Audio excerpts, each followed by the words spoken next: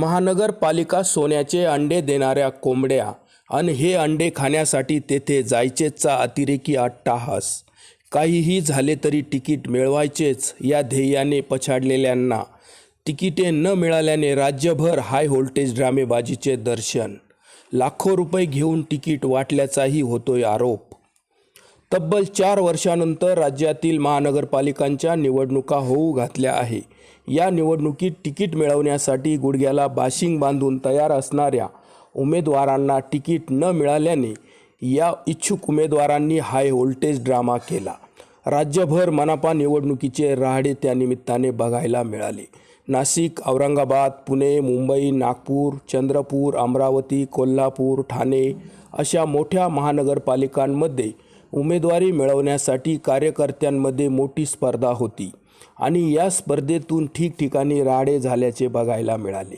राज्यात सत्तेत असलेल्या भारतीय जनता पार्टी, शिवसेना, शिंदे गट यांच्याकडे उमेदवारी मागणाऱ्या कार्यकर्त्यांची संख्या मोठी असल्याने पक्षांच्या नेत्यांना तिकीट वाटप करताना चांगलीच दमछाक झाल्याचे दिसून आले. या नेत्यांची दमछाक होण्यास तेच जबाबदार आहेत, कारण दुसऱ्या पक्षातील नेत्यांना आपल्या पक्षात घेण्यासाठी हे नेते पायघड्या घालून बसले होते आणि आयात लोकांना पक्षाने उमेदवारी दिल्याने मग 20-25 वर्षांपासून पक्षांशी एकनिष्ठ कामे करणाऱ्या कार्यकर्त्यांचे तिकीट कापले गेले व या एकनिष्ठ कार्यकर्त्यांचा अक्षरशः संयम सुटला आणि मग काय सगळा राडा सुरू झाला. लाखो रुपये घेऊन तिकीट विकल्याचे आरोप झाले. कोणी उपोषण करण्याचा इशारा दिला, कोणी आत्मदहन करण्याचा इशारा दिला. आमदार पक्षांच्या नेत्यांवर टोकाचे आरोप केले. अनेकांना उमेदवारी न मिळाल्याने रडू कोसळले. अनेकांनी तर हंबरडाच फोडला.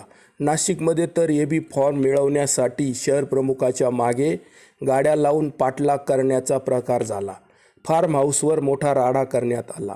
एकनिष्ठ कार्यकर्त्यांना डावलल्याने नाशकात मंत्री महाजनांना पोलीस बंदोबस्तात अक्षरशः पक्षाचा एबी फॉर्म वाटण्याची वेळ आली. अनेक आमदार, खासदार, मंत्री यांनी मुलगा, मुलगी, पत्नी, नातेवाईकांना तिकीट वाटपाची खैरात केली.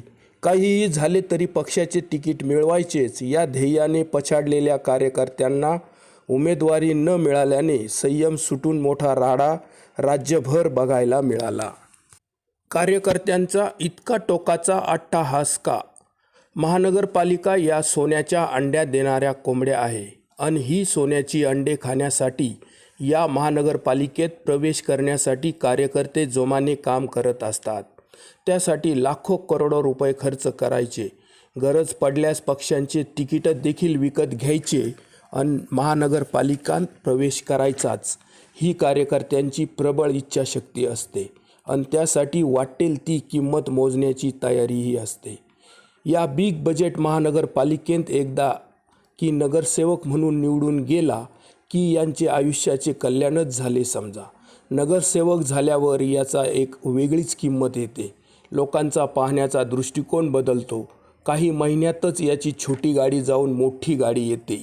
त्याचा रुबाब आणि ते मिरवून घेणं हा सगळा झगमगाट त्याचा सुरू होतो.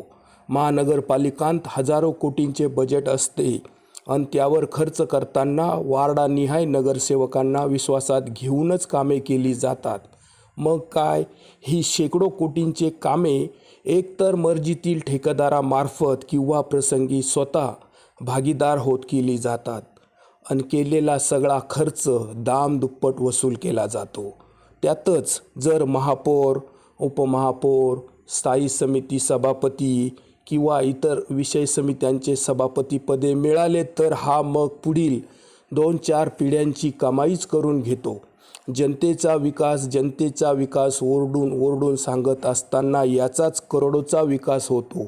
जमिनी, गाड्या, बंगले, फ्लॅट, फार्म हाऊस अशी तगडी मालमत्ता कमवून मिळालेल्या संधीचे सोने करून घेण्यात हा धन्यता मानतो.